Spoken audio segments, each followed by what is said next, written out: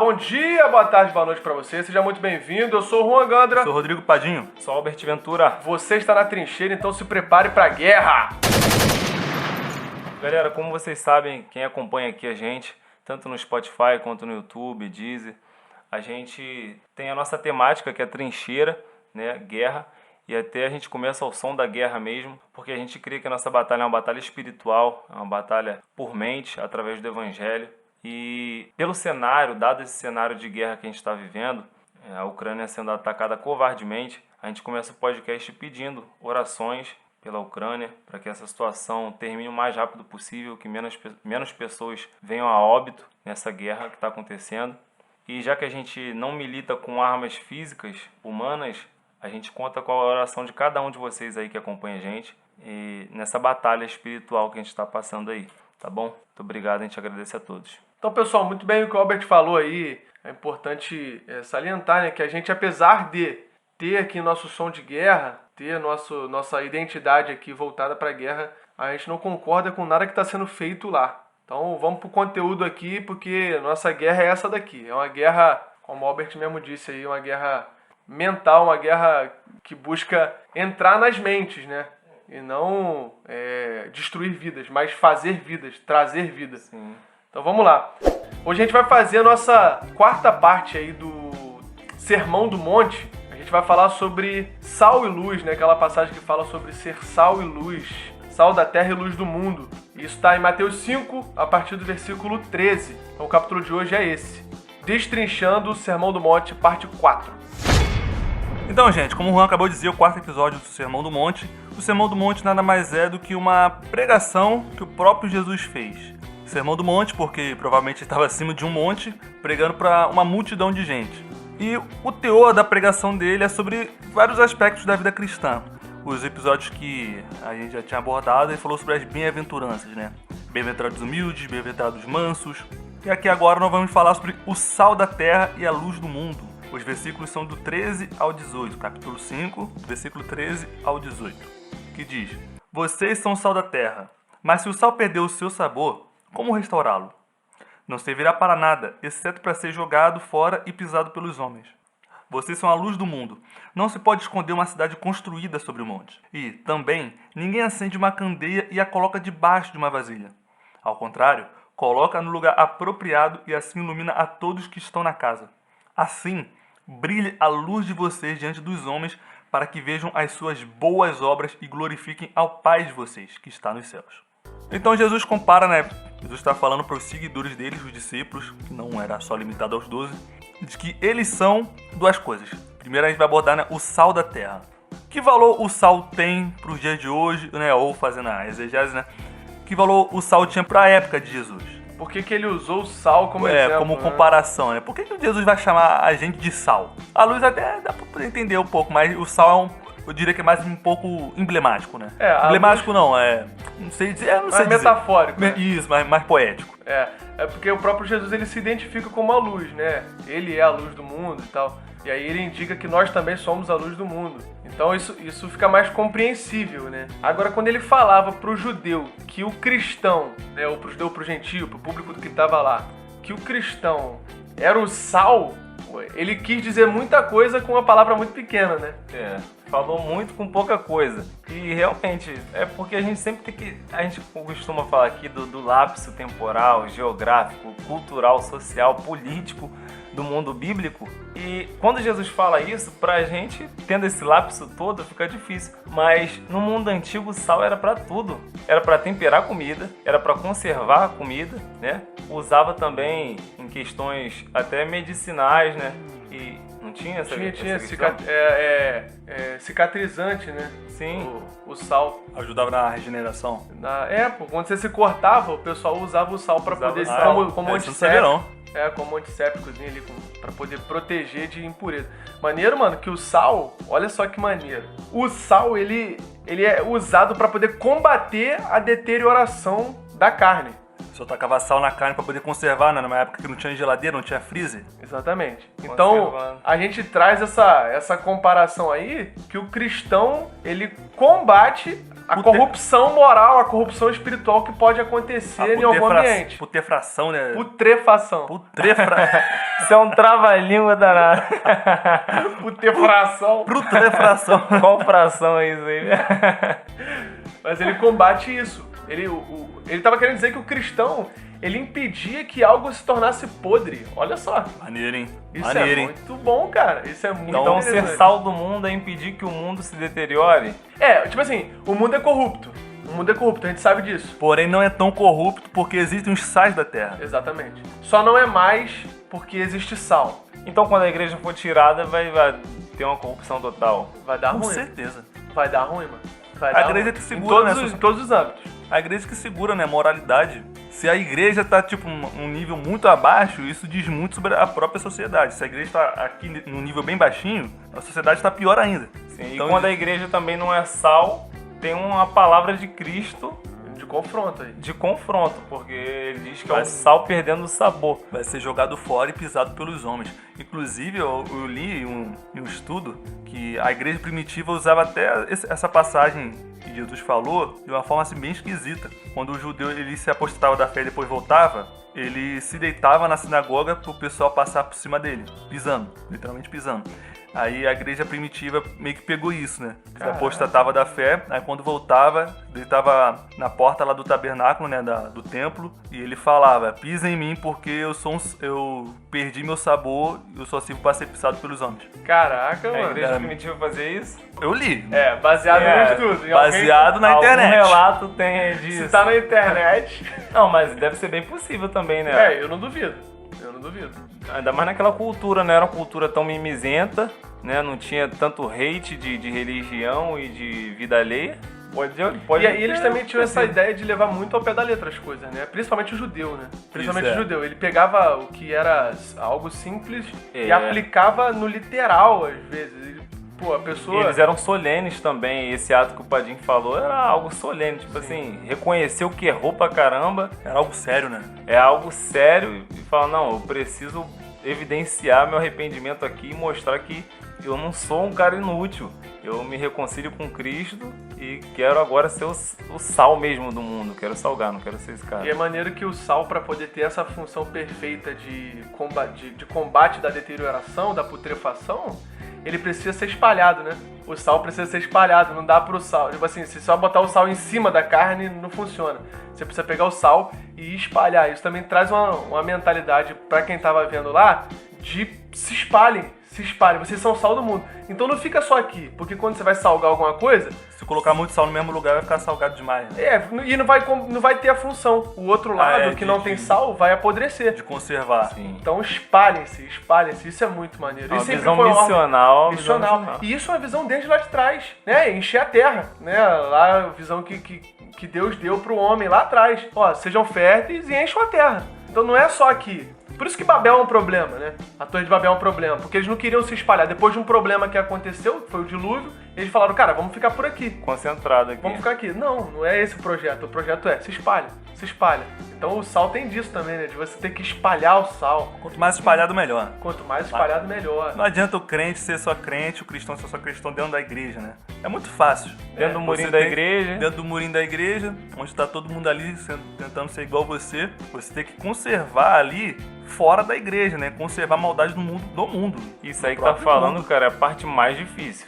É a parte mais Ser difícil, porque crente num no mundo. domingo é tranquilo, cara. Agora, quando você tem a responsabilidade de se envolver com outras No pessoas, seu trabalho, na sua faculdade. mano, isso é muito difícil. Até pra você, vou usar essa expressão, codificar a mensagem do evangelho, você trazer luz pra mente de alguém, né? E No contexto daquela pessoa, no contexto daquela pessoa, nas dúvidas que ela tem, é muito complicado. E você tem que ser sal ali. E Juan, a gente tava conversando aqui antes de começar a gravar, uma parada que é interessante que ele falou o seguinte: se o sal perdeu o seu sabor, né? Que eu tava achando que, pô, é impossível o sal deixar de ser salgado. O sal continua sendo sal. né? Mas tem como. Explica aí. Tem como. O próprio sal do Mar Morto, Explica aí cientificamente. cientificamente, vamos lá. Se você pegar o hipoclorito disso... Não, mas tem como, porque essa alusão que eles estão fazendo lá, como o Albert estava falando, né? ele estava trazendo a realidade, o contexto da época. Então eles têm um contexto geográfico ali de saber o que o Mar Morto era, né? E o Mar Morto nada mais era do que um piscinão de sal. Um piscinão de ramos. Piscinão de ramos, só que com a dosagem de sal errada. Tinha sal demais lá. Então não havia vida lá. Olha, isso é importante também. Depende da quantidade de sal que você coloca, em vez de você trazer vida, você pode matar a vida. Mas beleza, vamos pro assunto que o Rodrigo falou aqui. O sal do Mar Morto não era um sal que salgava. Apesar de ter excesso de sal lá, por ele não ser um sal puro, ser um sal misturado com outras impurezas, com outros tipos de sais, ele perdia o sabor. Ou seja, ele não tinha a função correta que se esperava de um sal, que é justamente salgar. Mano, eu não consigo nem imaginar eu botando um pouquinho de sal na boca e não sentir o salgadinho, né? O paladar que a gente tem. Exato, e era isso que acontecia. O sal tinha aspecto de sal, o sal do Mar Morto tinha um aspecto de sal.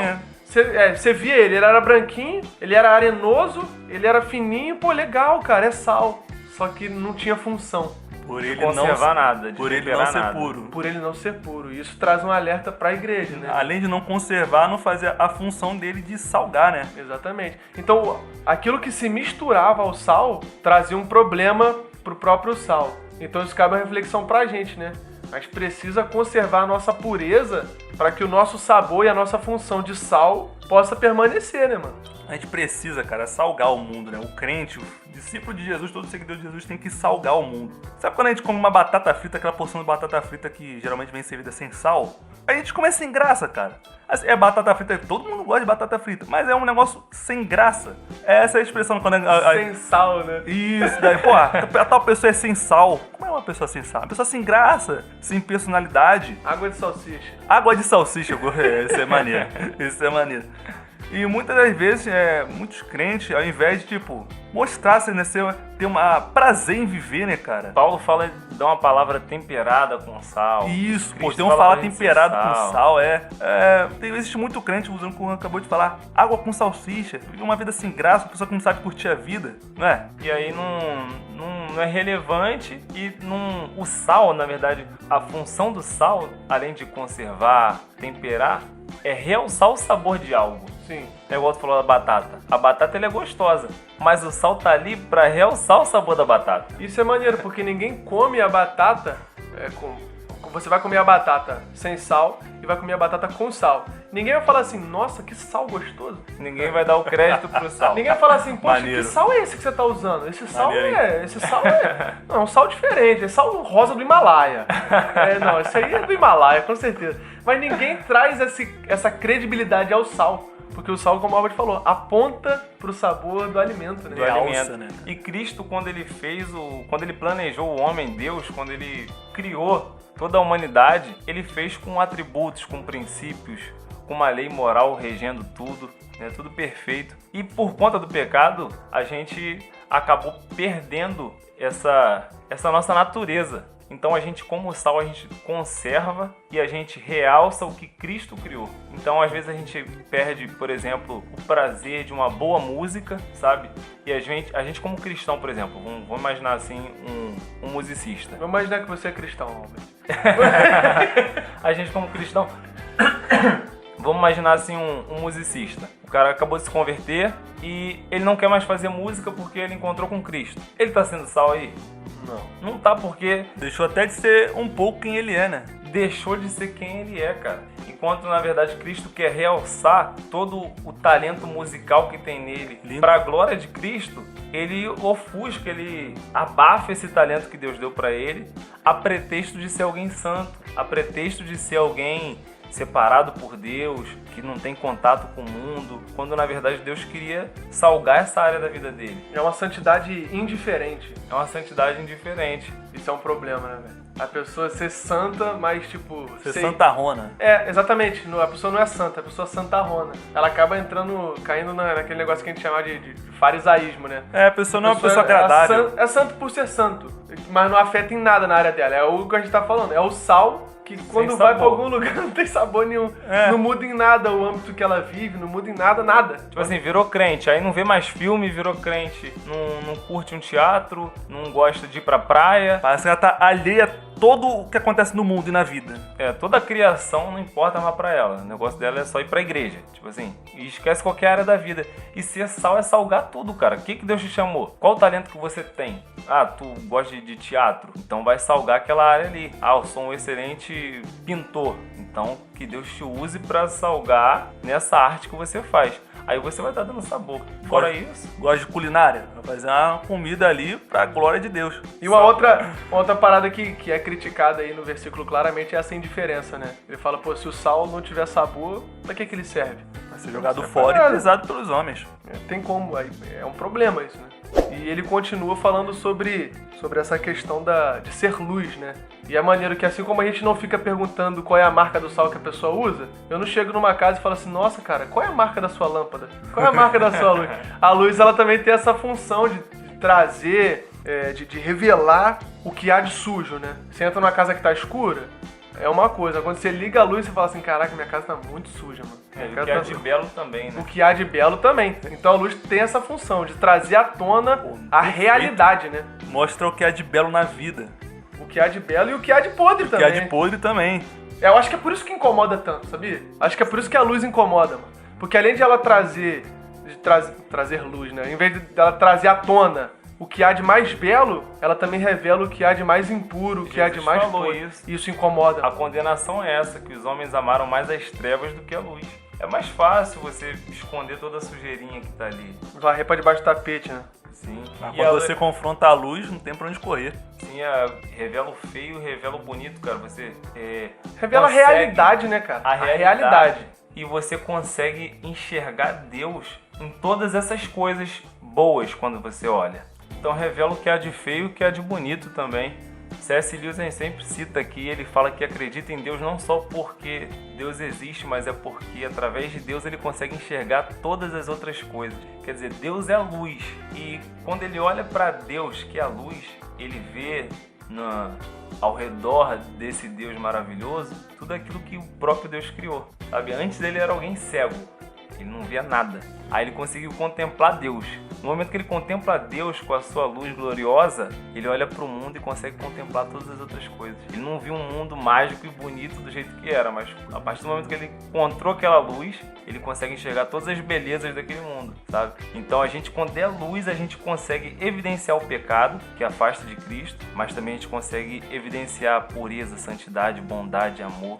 Todos os frutos do Espírito a gente consegue, né, ver porque encontramos Deus e agora somos luz.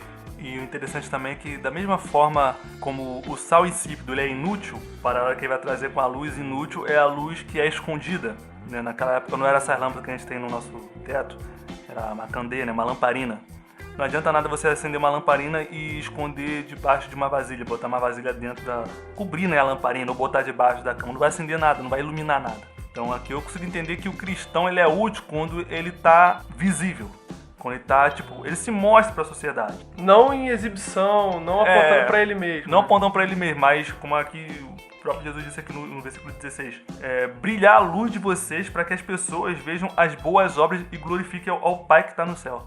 Maneiro. Ou seja, o cristão, ele tem que sair. Ele tem que sair da igreja, ele tem que se mostrar pra sociedade. Ele tem que ser um bom profissional. Ele tem que fazer o melhor de qualquer coisa, cara. Se ele vai lavar uma louça, ele precisa lavar uma louça bem pra glória de Deus. Porque essa boa obra é que faz com que as outras pessoas glorifiquem o Deus que esse cara serve. Então espera-se que o cristão, pelo menos do meu ponto de vista, seja o melhor profissional. E fazer tudo com alegria, né, cara? Com alegria e com perfeição, né? Não vai conseguir chegar na perfeição, mas com a busca disso, de entregar o melhor pra Deus. Eu diria isso, ser dedicado em tudo que faz. Isso aí. O Rodrigo resumindo agora, fazendo tua função, Albert. Você não quer fazer tua função aí de resumir nossas frases, mas ele trazer esse tempero, né? Esse toquezinho, igual aquele cara do sal lá, aquele maluquinho que joga Salt Bay. Aquele joga o salzinho no cotovelo. Quem dera o podcast fosse, a gente tivesse uma câmera, as pessoas estivessem vendo a gente. Pois é, eu vou deixar o Pix aqui embaixo, você pode... Ele tá aqui fazendo o gestozinho com o sal, achando que as pessoas estão ouvindo, tá vendo ele. Eu não sei nem como descrever esse movimento da mão aqui com o sal, mas você sabe aquele cara que joga o sal diferente. Do Instagram lá. Do Instagram, aquele maluco de óculos escuros lá, brabo. Mas existe isso, né? Do sal e da luz perder sua função quando escondidos ou quando perde o sabor. E a gente, como cristão, precisa se concentrar nisso, precisa prestar atenção nisso. A gente precisa ser sal e precisa ser luz. E não ser uma luz que quer ficar se mostrando, porque quando você entra na casa de alguém, eu já falei isso. Você não fica perguntando qual é a marca da luz. Você não fica perguntando da lâmpada. Você não fica perguntando qual é a marca do sal. Então, tudo que vai ser feito, a gente precisa fazer para a glória de Cristo. Precisa apontar para Cristo, como o próprio versículo 16 diz. Para que as outras pessoas vejam as boas obras. E a função do cristão é essa. A luz que há na gente não é uma luz nossa, é a luz que Deus nos dá. E essa luz que tem na gente, a luz da gente tem que brilhar. Brilhe a luz de vocês. Então, me lembra até uma musiquinha, né? Minha pequena luz, eu vou deixar brilhar. O Rodrigo tá voltando com a música, hein? Segura o menino. Vários louvorzinhos. Mas é que a nossa luz brilhe, cara. A gente vai ficando por aqui hoje e a nossa motivação a você é justamente essa. Além de você se inscrever aqui no YouTube, você também deixar o seu like aqui embaixo, você compartilhar, a nossa motivação é que você também seja luz, que você seja sal no seu ambiente de trabalho, na sua faculdade, que você realmente traga gosto aonde você estiver, não traga amargo, não traga ódio, mas que você traga alegria onde você for, pô. Você leve a alegria, né? Não limite a graça de Cristo também para salgar em lugares que você acha que talvez não pode salgar também, né? Sabe, em qualquer área, sabe? Às vezes, sei lá, mano, você gosta de contabilidade, você gosta de física. Física quântica, dá. Física quântica dá também, entendeu? E aí deixa Deus te usar para salgar na área que Ele te vocacionou, pô. E salgar também é você ter uma vida alegre, né? Você ter prazer na vida, você ser radiante, né? Você ter um brilho. Não ser uma pessoa assim cabisbaixa, deprimida, reclamona, e ser totalmente o oposto de você ser sal. Exclusivista também. Você exclui de tudo. Isso. É estranho, mano. Porque normalmente a gente vê o espantalho do cristão é alguém triste ou alguém muito fanático. Na série da Netflix é o tempo todo isso. O cristão sempre é um trevudinho. É um engraçado, né? É uma pessoa assim, destoante. Estranha. Padrão. E não, cara. Jesus mesmo, eu vi o Netflix não conhece o Juan. Só para poder finalizar isso aqui, existe uma busca, né, para saber qual é a verdadeira face de Jesus. E Jesus, ninguém nunca desenhou Jesus, ninguém nunca deu características sobre Jesus. E o Iago Martins, ele fala uma coisa maneira, que ele fala assim, é porque Jesus era uma pessoa comum. Jesus, se ele estivesse no Brasil, ele ia ser um brasileiro comum. Jesus, se ele estivesse na Ásia, ele ia ter o olho puxado. Se ele estivesse lá na China, no Japão, ele ia ter um olho puxado. Ele ia ser um chinês comum, ele ia ser um japonês comum, ele ia ser um brasileiro, um americano, um alemão comum, assim como ele foi um judeu comum. Então não tinha nada nele que trouxesse... não, esse cara aqui é o Rodrigo Hilbert da galera aqui, do cristianismo, do judaísmo. É o Rodrigo Hilbert do judaísmo. Não, ele era um ser humano comum. Mas ele era um ser humano que fazia diferença onde ele ia. Quando ele abria a boca. Quando ele agia, quando ele olhava pro próximo, ele fazia tudo isso sendo sal e sendo luz. Então que a gente imite o Mestre, a gente imite Jesus e que a gente seja sal e luz aonde a gente for. Deus abençoe a sua semana aí, salgue e ilumine aonde você for. Tamo junto, fica na paz aí, um abraço. Valeu! E galera...